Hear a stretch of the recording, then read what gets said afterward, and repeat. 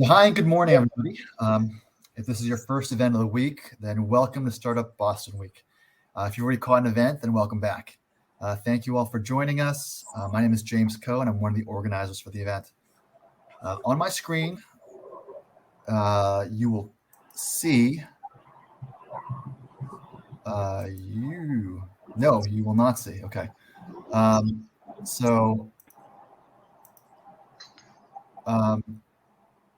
On the right side of my screen, I do want to point out a couple of tabs. The first one is the chat tab. Okay. Now, please, feel free to use that tab to share any thoughts or comments about the event or to engage with fellow attendees. Please introduce yourself on the chat, share where you're logging in from. I had someone yesterday logging in from India to an event, or share a link to your LinkedIn profile. Feel free to kind of engage. But if you have any questions for the panel, please use the Q&A tab. That's on the far right of the screen to submit any questions for the session. This will make it easier for the moderator to see the questions and get them answered. And this conference is all about learning, so we definitely encourage you to ask questions. We're also running a social media competition. You'll want to pay attention to what our speakers are saying and then post your favorite quote on social media from them using a hashtag SBW2021. You'll then be entered to win one of 5 $100 gift cards to a Black-owned Boston business. Now with that, I'm going to hand the stage over to Debbie Kenny. Debbie, it's all yours. Awesome. All right. Hi, everybody, and welcome to Kaleidoscope of Folks, centering diversity, equity, and inclusion in customer treatment. I am really excited to talk with our great group of amazing panelists today about this topic because while there has been a lot of recent awareness about DE&I within organizations, there's also a lot that organizations and maybe even especially customer success and customer support teams can do to apply these same ideas to how we work with customers. And I know that in my own customer success work over the past several years, I've been working with HR and benefits leaders in a wide variety of organizations to find ways to make employee health care and financial well-being benefits accessible to employees at all levels of the organization, from executives and office professionals to hourly workers and retail stores and factories and distribution centers. And I've been seeing so many challenges ranging from language and literacy issues to computer access to differences in cultural norms and beliefs. And we need to find ways to overcome all those issues to reach a diverse group of our customers.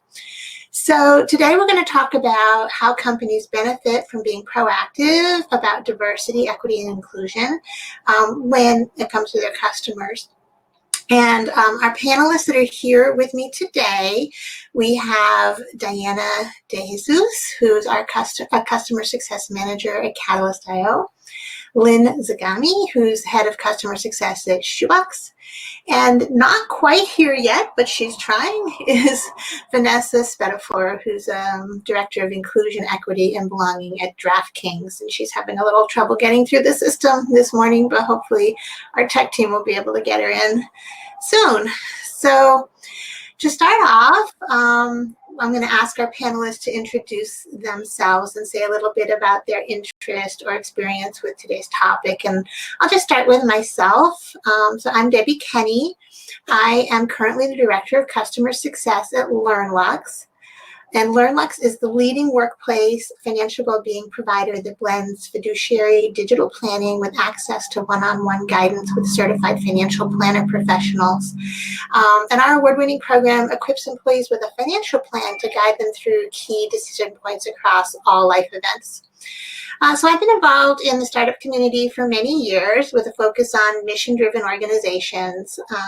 I was a co-founder of Meet Caregivers, which is an innovative online marketplace for senior care, and previously vice president of customer success and marketing at Virtudent, an organization providing on-site preventive dental care in the workplace.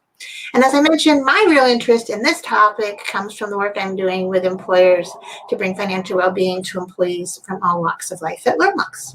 So that's me. You won't hear too much more about me today. So Diana, can you introduce yourself?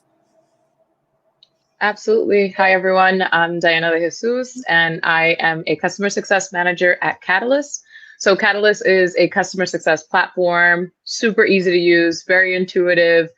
What it does is connects to Salesforce, and it allows for your customer success team, renewal managers, all that, to pretty much manage their accounts within Catalyst and help them drive more proactive motions and lock in revenue. So that's a little bit about where I work. Outside of Catalyst, I'm also very active in the customer success space. So have a couple of blogs, love helping people transition into customer success. I personally think that customer success is a really great way for Black and brown people to break into the tech space if they really wanted to, and hopefully kind of just bridge that wealth gap that we're experiencing. And yeah, I also have a couple of communities for like Latinos in customer success and how we approach customer success based on where we live. So in Latin American countries, customer success is totally different thing. So trying to understand even that group and how we can impact the way that they work day to day.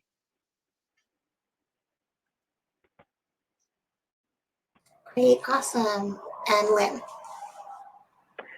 So I am Lynn Zagami. I'm the head of customer success at Shoebox. We are an equity management platform for startups from incorporation to IPO and beyond. I've been with the company just a little over 5 years now, and this is my second time running a client service team in a tech startup. And I am also a sort of corporate lawyer by trade. I like to describe myself as fully recovered at this point.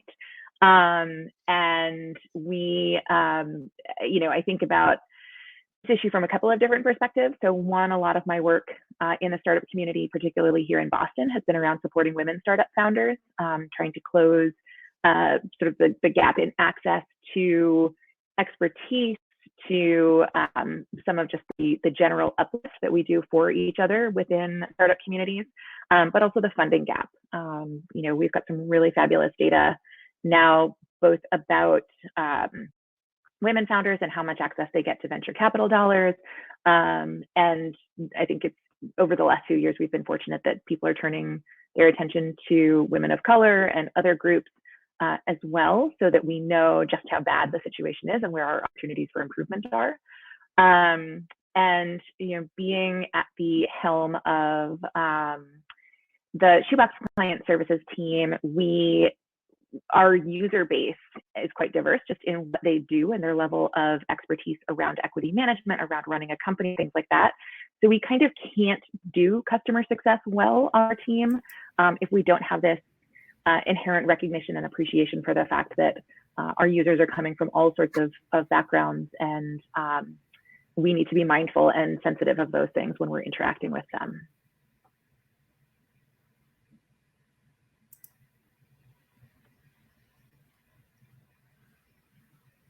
Oh, you're on mute, Debbie. Of course I am. Sorry about that.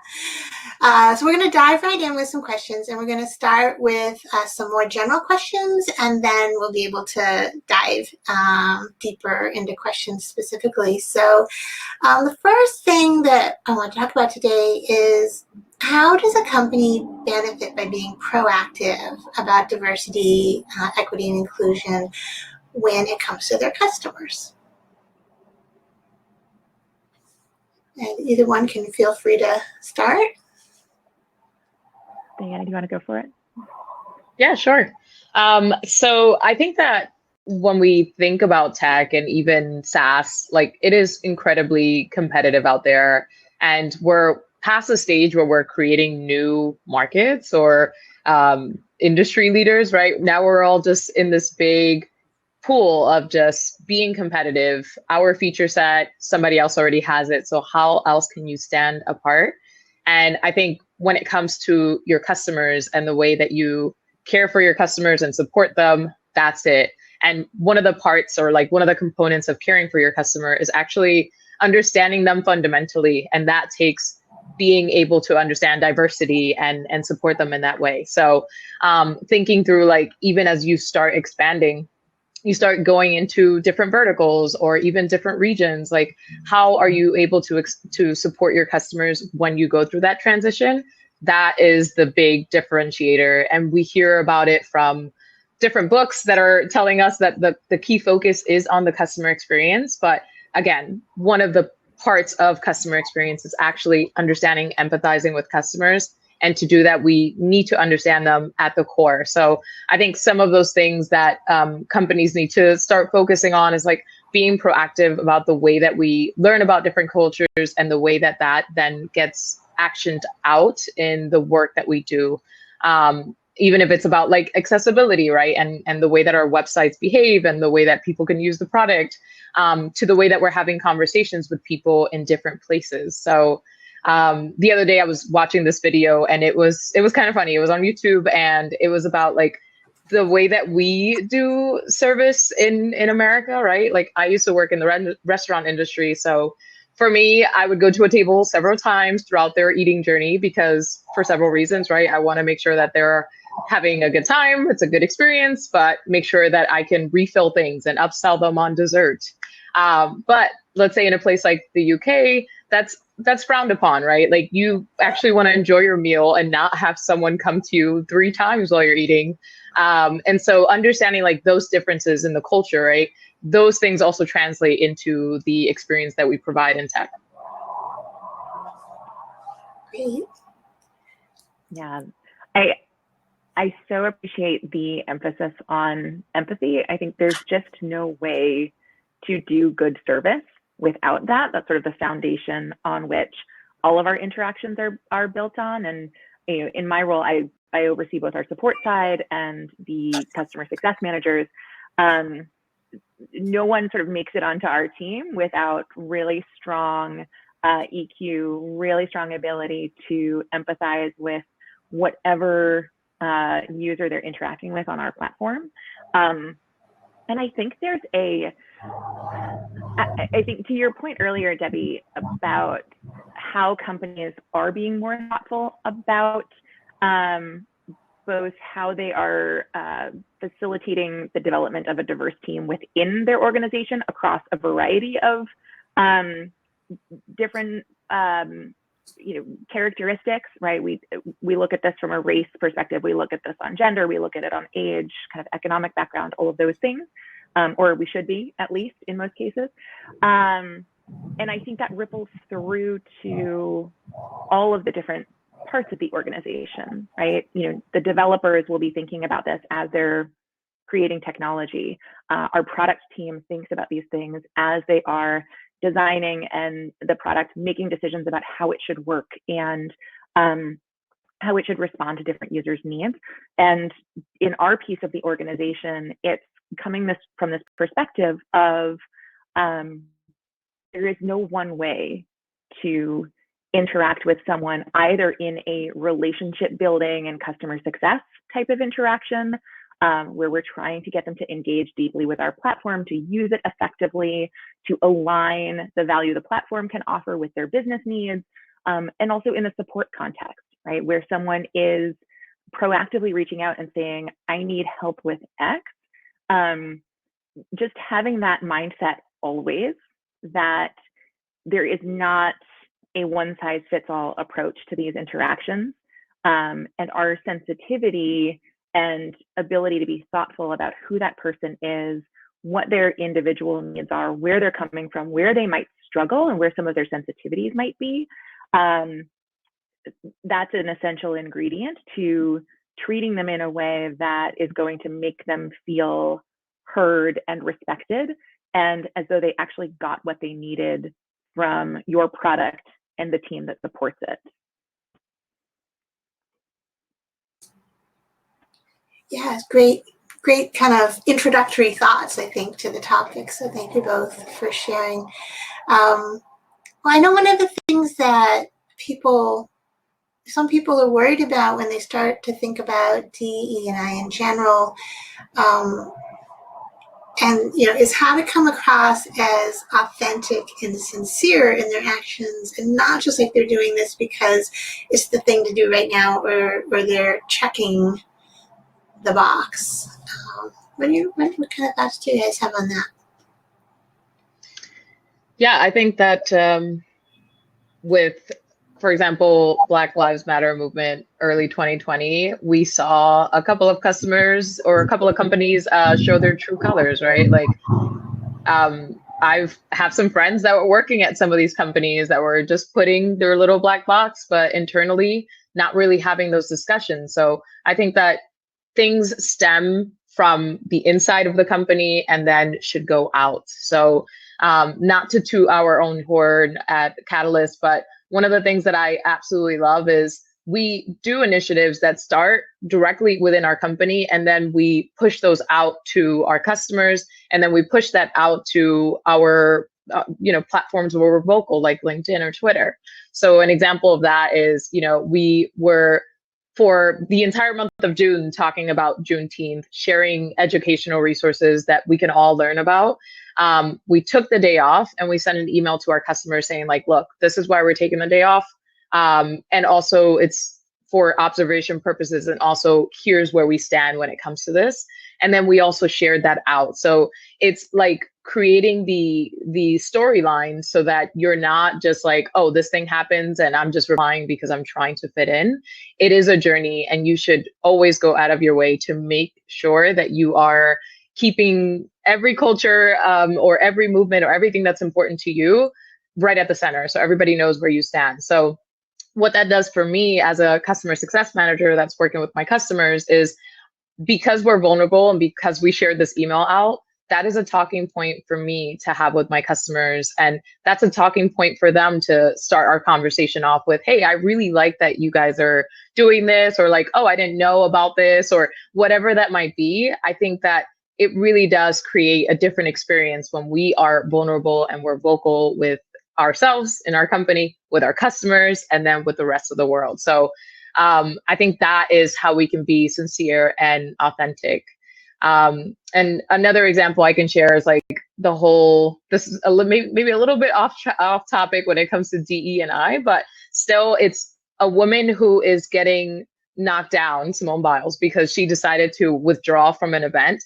Our CEO decided that he was going to post this super embarrassing video of him singing when he was like 8 or 9. And he is not a good singer whatsoever. But he was on live TV. So he posted this video, and it was beautiful because it showed, that we can be vulnerable, that we support this person's decision, that we should uphold mental health.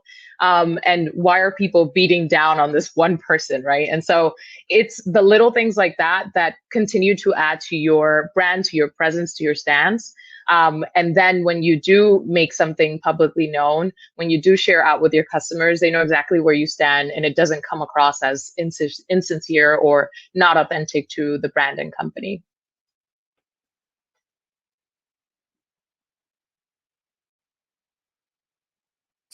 I guess kind of to summarize that, it's like, your own experience, who you are. I mean, if you're talking about who you are and you're being that, then that's going to come across. And if you're just saying, I'm doing this because it's what we need to do, then that's going to come across too.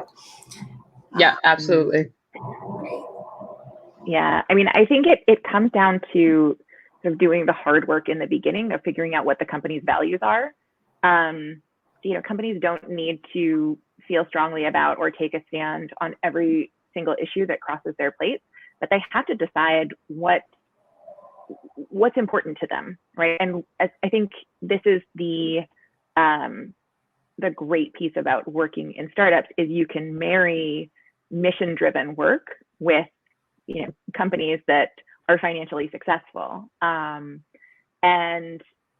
for us at Shoebox, we really thought deeply about what are the problems in our ecosystem with the people that we encounter every day that we can help solve based on what our product is and does and how people use it. And that took effort, right? And these are not easy decisions, and they're not always sort of popular, and there is an ongoing effort that sort of triggers to kind of have this benchmark against which you evaluate all of the things that you go out into the world and do, right? Like, is this who we are as a company?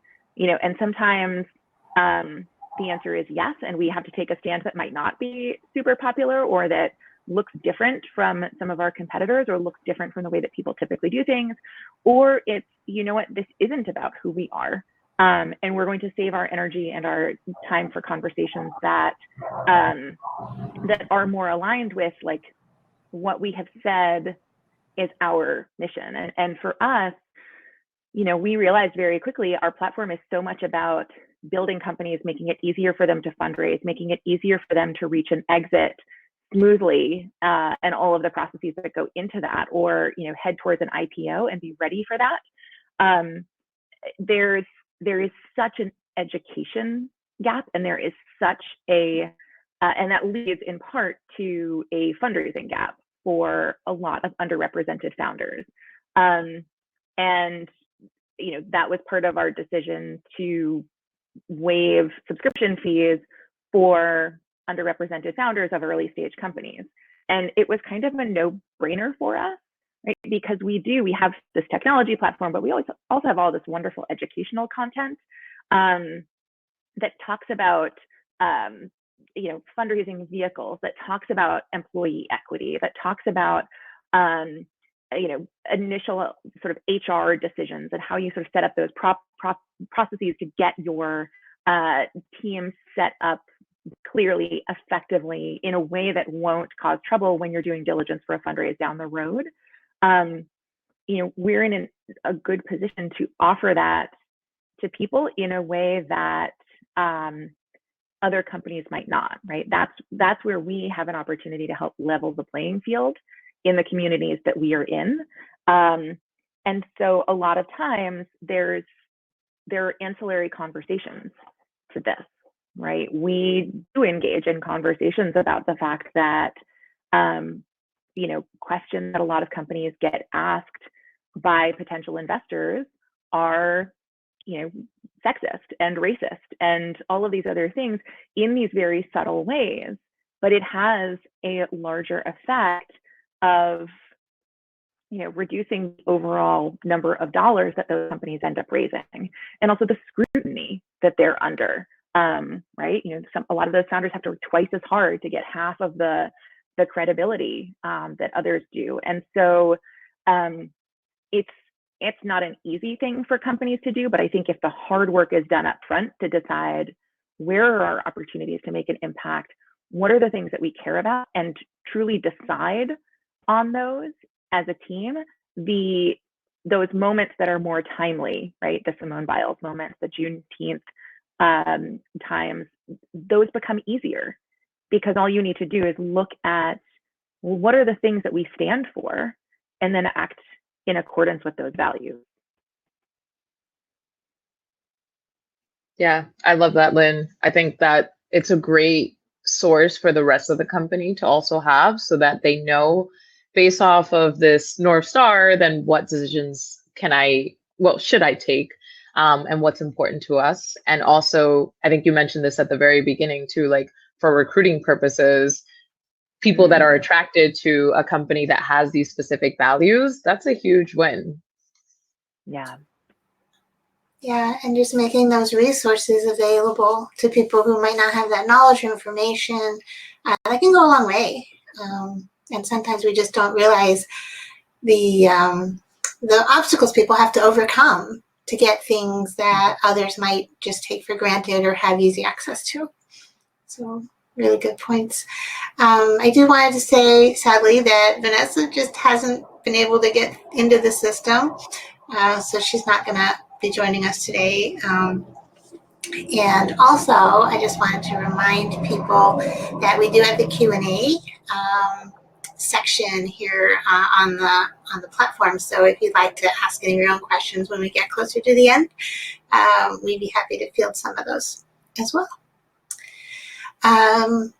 So when you're both thinking about your day-to-day interactions with customers, do you have examples of things that can demonstrate inclusivity, understanding, empathy in a situation? Yeah, I think with this pandemic, these last couple of months, year plus, it's been tough. And I think that we've also understood that there are different groups that fit into this bucket of diversity, right? And so, for example, parents. And as a customer success manager working with customers now at home, and I'm getting to see like all the stuff that's happening in their day-to-day life, being able to empathize with all the stuff that's happening with them and the flexibility that they need in order to, let's say kids now get off the bus at this time, I got to go pick them up, then let's be flexible. Let's move those things around. But also understand like, look, I'm going to send you this agenda ahead of time. Here's what we should be talking about. Here's what I want to work with you on. If you have something else going on, totally understand. We can reschedule this. So it's about giving them the flexibility to deal with their day to day because of the situation that they're in. So I found that at the beginning of, or mainly, yeah, right around the end of last year, that's when I started working at Catalyst. I started realizing like, yeah, this is super important for the working parents that are customers. And particularly like the moms out there, it was very difficult for them to be like, oh yes, I got to jump on this call and give you 100% of my attention. So even things like that, being empathetic in that sense, really goes a long way. But then there are also situations that keep happening, in particular in this country, in America. And so being understanding and joining those calls, knowing that, if there was unfortunately some sort of catastrophe, something that relates to their culture, something that has happened, you can't just jump on that call like, all right, let's do this. Let's talk about these things, right? And in particular, saw that reaction with customers that were in Israel, right? I had a customer jump on a call and we didn't talk anything about what we had on our agenda. It was all about the way that she was feeling and how can I support her in that time and just give her the safe space to discuss the way that she felt. And so it's about those moments too. Like I often think about my days as a bartender in New York City, and I'm like, you know what? Yes, I do have a different job. It is a lot more stable, but sometimes I am still a person where you're not going to drink from me, but you can talk to me about your problems. So sometimes we need to be that sounding board as customer success managers in our day to day, because the world is changing, things are happening, and our calls just keep showing up on our calendar, and we have to support our customers in whatever it is that they might need from us. So like day to day, that's how we can empathize with our customers in those interactions.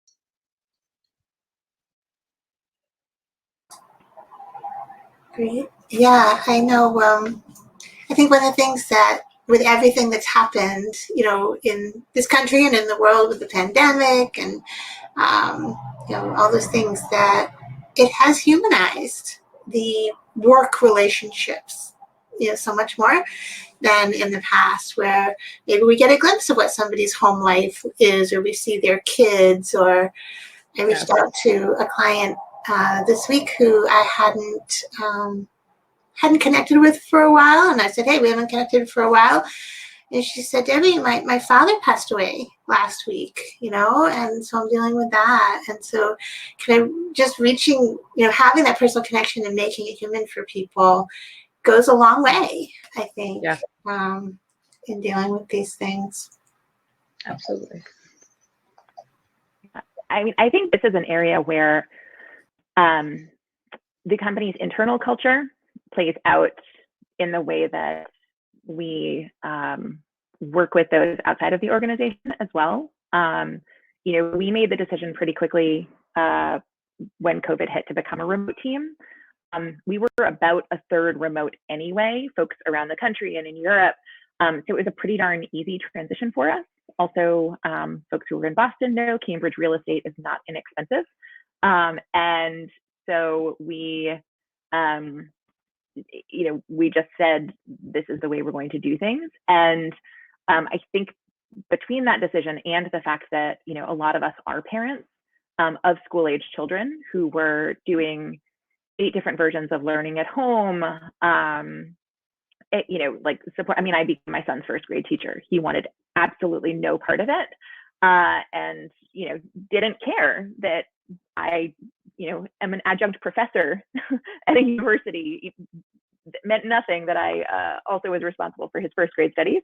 And we're living with that stuff every day, right? And because we're now a fully remote team, we have folks all across the country. So I've hired for my team 6 people since February. We are 150% growing here at Shoebox. One of them lives in Massachusetts. And what that means is we've got 5, 6 different experiences of how people are living in this pandemic, right? What their kids are doing, what's happening in their communities, how safe it is, what sort of the political and social experiences of being there are. And so, we're just in a place where unless we chose to be what I would imagine would be a pretty unfortunate kind of company culture to have, by virtue of being mindful of these things, by virtue of being sensitive to the fact that, we're all different, we're all having these different experiences, and some of them are pretty unpleasant sometimes.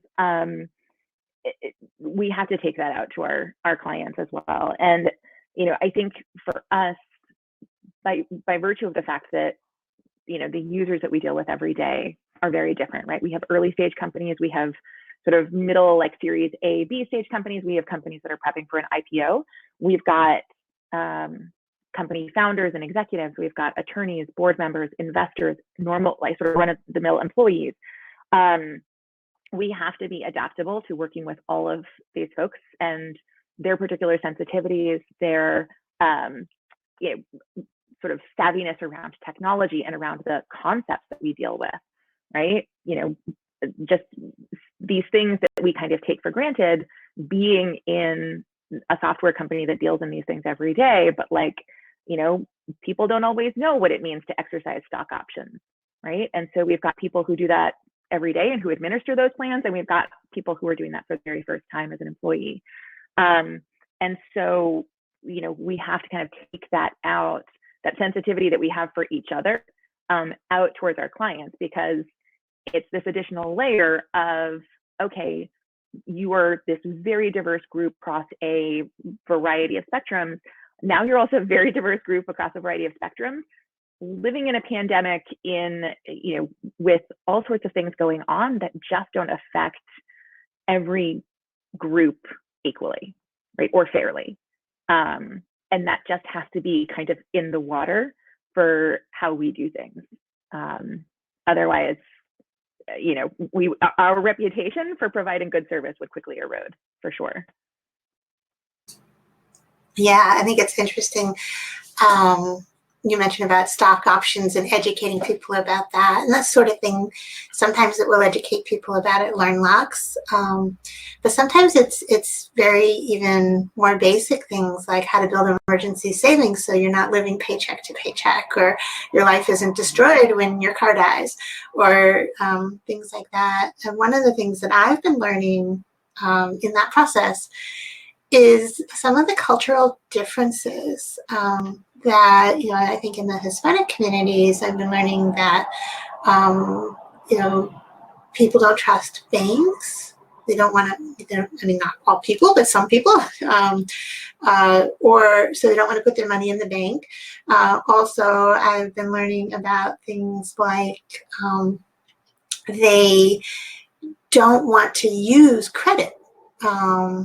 This is some people in that culture think that that's just not an okay thing to do. They want to pay for everything with cash, and but that means they're not going to be able to get that mortgage to buy a house because they haven't built their credit out for things like that. So there's a couple of examples in my own experience that I'm learning and expanding in those areas. So it's you can't assume that your perspective is the same.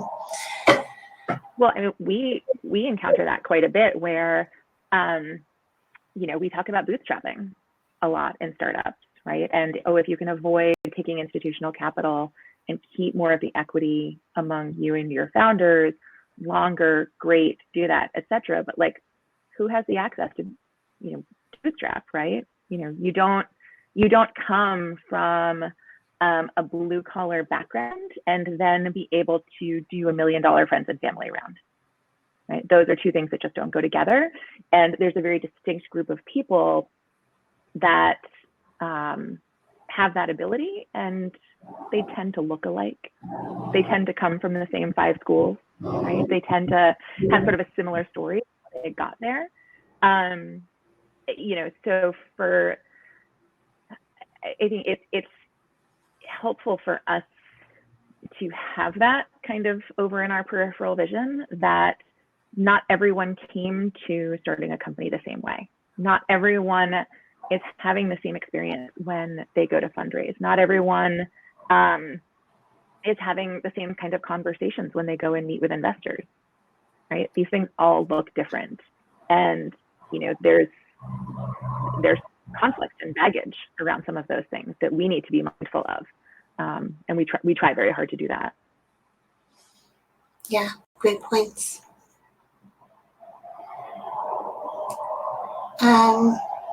Anything else that you want to add, Diana, before we go on to the next question? I think I'm just thinking about something that really just lives in my mind rent free, which is this concept of resources. And, sometimes we look around and we're like, well, why is so-and-so not doing this thing? Or like, why can't poor people help themselves? But it goes back to the point that you ladies are raising, like, you need the resources to know what to do next. And resources, I mean, like, as education, you're talking about stocks here and all that, like having the resource in place to learn about these things is not something that some folks grew up talking about. And Debbie, your point about the bank, like 100% hear you. I'm Dominican. My mom's like, nope, we're going to do this thing cash. So you're spot on, right? And I think it's these little things that it's just a matter of education and resources that some folks just haven't had in their lives. And a great company makes a space to help people get on the same level so that we don't have all these disparities within the company. One of the biggest aha moments for me, it was quite a few years ago now. I was working for a online education organization that worked globally, and I was invited to go to the Massachusetts governor's forum on education or something like that.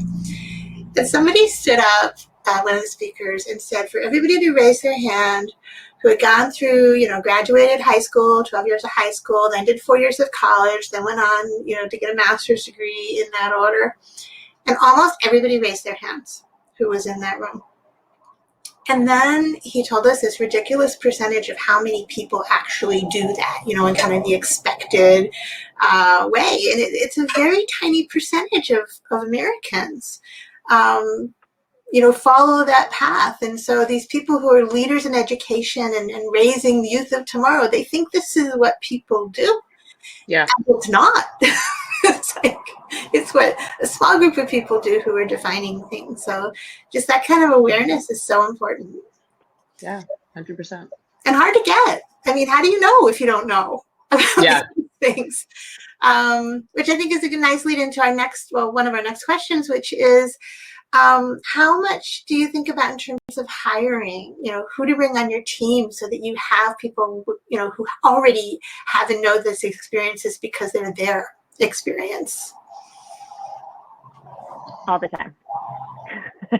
Every hire that it really so as I mentioned, we've grown my team significantly. We've had a lot of hires at Shoebox over the last year or so, but I think my team doubled in size, or even a little bit more over the past year. And this past August, we brought on 2 customer success managers and someone to lead our support team. And one of the things that I was thinking about quite a bit with our customer success managers was, looking across our client base as a whole and where those folks are coming from, where they are in terms of their company development, what market they might be working in, what sort of the unique struggles that might be present in that particular market or for their type of company, right? We're agnostic as to vertical. Like, we have biotech companies, we have SaaS companies, we have consumer products. We just care that you're a startup and you're building something and that you're kind of on that path.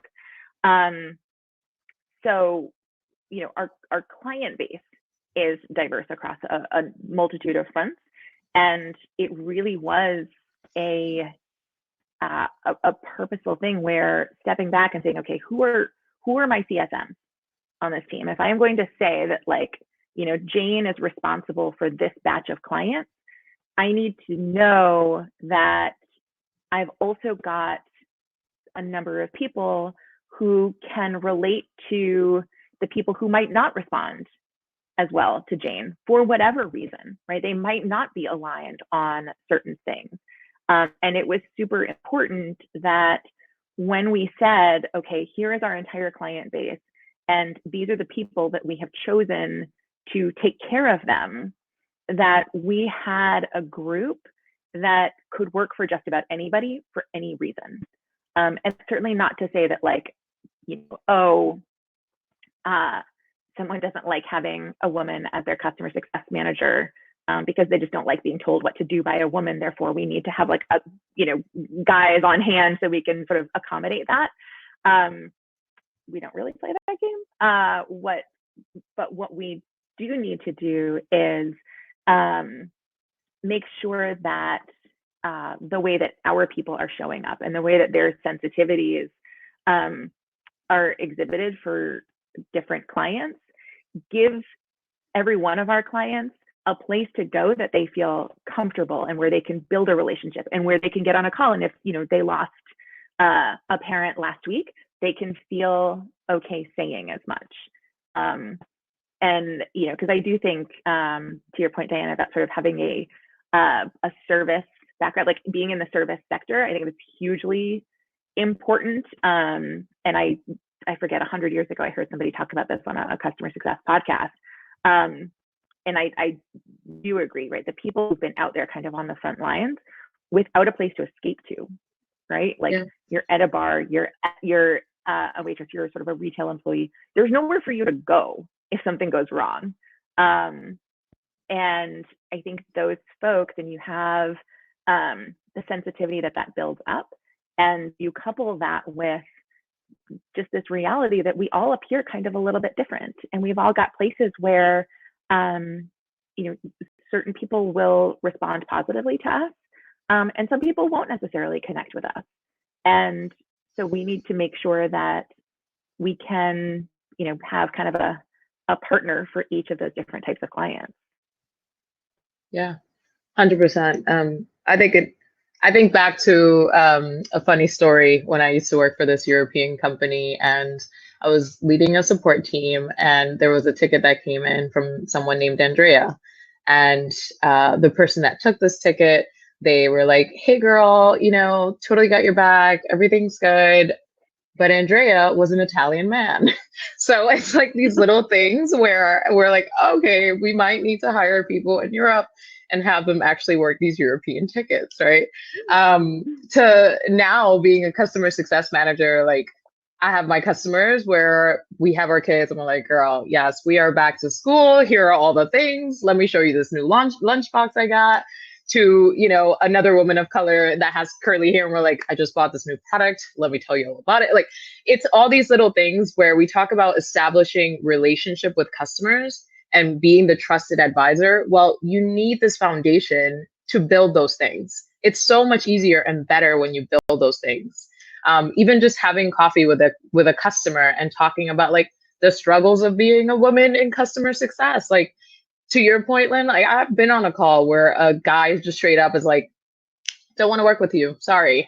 Give me somebody else, let me talk to your manager sort of situation. And so like, those are the struggles that you can open up to someone else that is another woman in customer success. And again, you get that bond. And so to the first question that you asked, Debbie, about like, what can a company do to prioritize and kind of stand apart here? It is that customer experience. And this is how we can inject it day in and day out on a customer experience level. Like we have to build this bridge with our different customers, and this is the way to do it, right? We have customers that absolutely love football. Fantasy football's coming up. They have their CSM that's like, yes, let's do this. They're in the same fantasy league.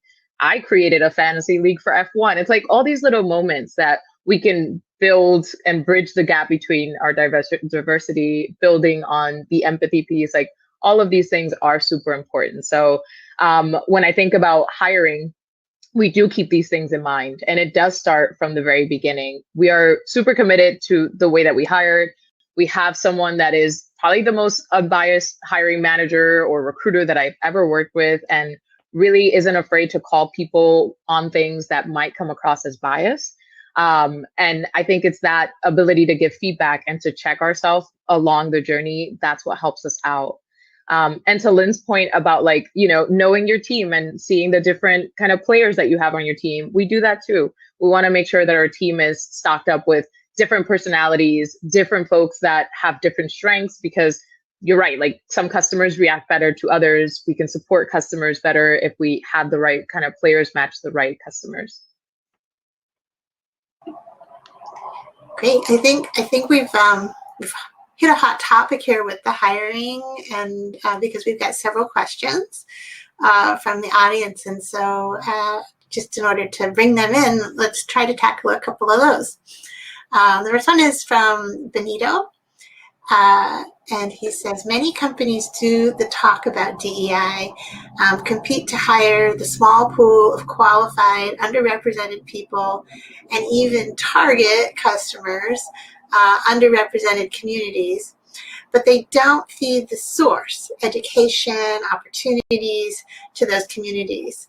So how to create qualified professionals from the underrepresented? Any ideas on that? I think this is a great question, by the way, Benito. There are so many communities out there that sometimes we're not aware of. So for example, there is one called Tequeria, which is just Latinos in tech. You have a bunch of professionals in there that are working for some amazing companies, some SaaS companies, startups, all that. There's a community for that. There's a community for Black folks in tech. There's a community, tons of communities for women in customer success in tech. So it's like making sure that you have an ear to the ground with these communities and you have an alliance so that you can find those professionals and get those qualified professionals from those communities, because they're just like a melting pot of folks that you can bring onto your team. But also, I think give your own team the stage and the platform to express themselves in a public place. So something that we do at Catalyst, it's a handful of us, but we're all very active on LinkedIn. And what that does is bring in folks that look like us that want to work at a place like Catalyst because they see how well supported we are. So someone else that's speaking here at Startup Week Boston is a good friend of mine, Ben, and he leads community over at Catalyst. And Ben posted about like, hey, really love the pride flag, but I don't feel like changing my icon to that once a month. And I thought it was brilliant. And so what ends up happening is like, oh, okay, Ben is a person that reflects this sort of group and has his opinions. And therefore, if I'm looking for a job, yes, Ben works at Catalyst, then I will go work there. So giving your folks a platform to share their experiences, and also going to those underrepresented specific groups to find people that you can bring onto your team. Yeah. I think there's opportunities too to support the folks who are really doing good work in these areas. I mean, we partner with about 30 different accelerators and incubators, a lot of which are focused on underrepresented founders. And what we found is because so many of these programs are working with companies at super, super early stage, they don't always succeed, right? A lot of times, they'll sort of work on things for a few years, find that there isn't quite a product market fit, or that it's not kind of the right thing they want to be doing, and those folks will go into a startup that might be a little bit further along, a little bit more established. And a lot of what we do in those programs is education around the type of kind of startup topics, right? The fundraising, equity, hiring, all of that good stuff that not everybody has access to, right? So as opposed to, kind of sort of creating something from scratch. What we've chosen to do is identify the people who are doing the really good work, who have the infrastructure kind of in place, and go to them and say, okay, how can we help? Right? We see what you're doing. We see that you're making an impact, and this particular area of the startup ecosystem, we would like to support you. And we've got these things that can help, and we will happily, provide those. And that's had some really good results for us. Great. We have a question from Kimberly. What resources have you tapped into to educate your employees about diversity, equity, and inclusion in customer treatment? Is training in that area part of onboarding, or should it be? So from our end, we do have just some trainings that you undergo during onboarding around that topic. But then I think it's also the ongoing awareness that we raise within our company. So we have events that are very specific to these things. Whenever there's a holiday, then we also talk about the holiday for whatever culture, and kind of use it as a learning moment for all of us. So we are educating ourselves in that way. But one thing to ensure that we're being unbiased and that we are upholding all of these trainings that we're undergoing is, if you have a tool like Gong or Chorus, listen to those, right? Listen to those calls with customers and see how we're actually communicating with them, and if we are upholding the standards that we have for ourselves when it comes to diversity and inclusion. So that's another way that you can ensure like you are still keeping up with these things. Because one thing is to learn about it, but the other part is also to act on it and make sure everybody is kind of following the standard there. And creating groups too. I almost. One last thing I'll add, we have a Women of Catalyst group, and every company I've worked at, we've always had a woman in whatever company, and I find it to be so supportive and so helpful. We have like a meeting every week, we have some coffee or wine depending on the time, like we have a hang time where we can be ourselves, and we're supported in our own little group. So even having those sorts of groups is super helpful.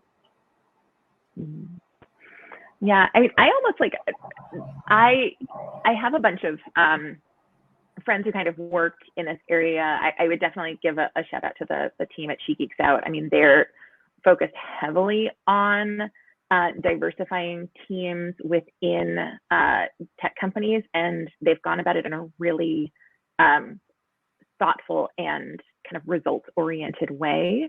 But at the same time, I would also kind of caution folks to not necessarily say, oh, I can solve this problem with like this sort of training or this book or this thing that I pull out of a box and deploy, and then sort of check that off of my list and say, oh, I feel good about this now, right? I think these are things that do require kind of an initial conversation, initial education, initial sort of level setting about what's important and how we're going to do things and what our values are as a team and as a company, which is kind of baked into our new team member onboarding processes. But that's the beginning, right? Like this is an everyday thing where, to your point, Diana, where you see things going right, that needs to be looked at and celebrated. And you need to make sure that folks understand, like, why did it go right, right? What was good about it that made it beneficial for your clients and for the team? And where things go wrong, meeting those things head on, and making sure that folks understand what the issue was, and that you've addressed it in such a way that it won't happen again. So Debbie, quick reminder, we got a few minutes left. I don't know if you want to take a moment to sort of wrap up, final thoughts. Yeah, so we do have one other question, so we'll see in those couple of minutes if we have time to get to it. But is there anything in particular, Lynn or Diana, that you want to make sure? I know there's a lot of things we talked about ahead of time that we haven't talked about today. We haven't, because there's so much. So any thoughts you want to make sure we get in?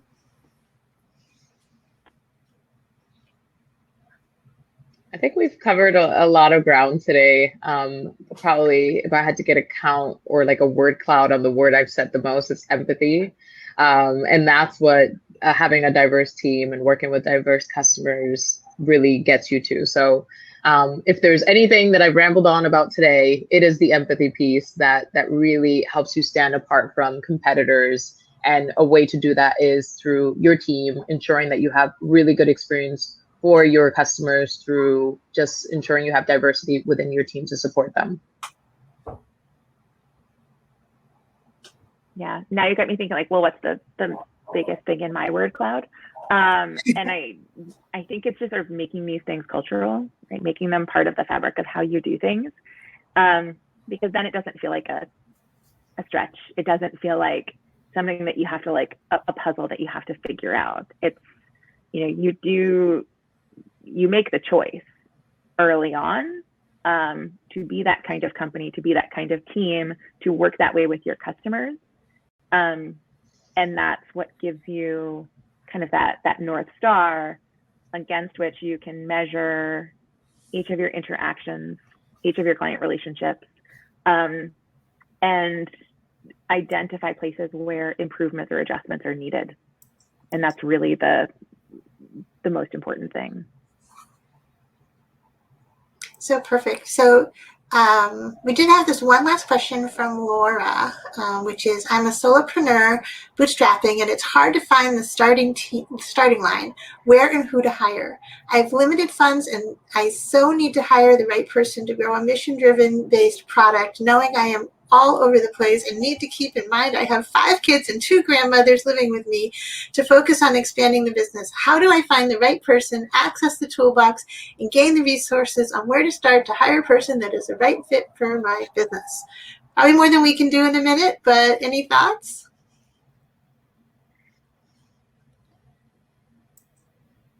So two things. So number one, at that stage, like that reads to me like you're actually looking for a co-founder and not a first employee, in which case, there's really 2 things. Number one, does this person care as deeply about this problem that I'm trying to solve as I do? And number 2, does the Venn diagram of my skill set and things I bring to the table with theirs not overlap that much, right? So you do have complementary skills where people can try and get that business off the ground. I actually really love season 1 of the Startup podcast from Gimlet Media, and I think it has a ton of really good lessons and concise stories about how that company got built and what the thought processes around many of these decisions were. And the one about sort of figuring out who the co-founder should be is quite good, because it's very similar to this, right? Who cares about this? Who loves this problem, but looks nothing like me, so that we can complement each other's strengths.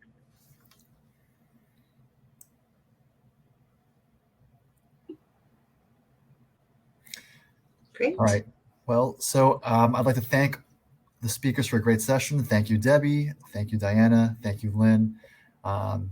Wish you could have made it, Vanessa. We got some more great content coming up, so be sure to click on the agenda at the top of the screen, check it out, and we'll see you all soon. Thank you. All right. Thanks, everyone. Thank you. Bye, everyone. Thank you.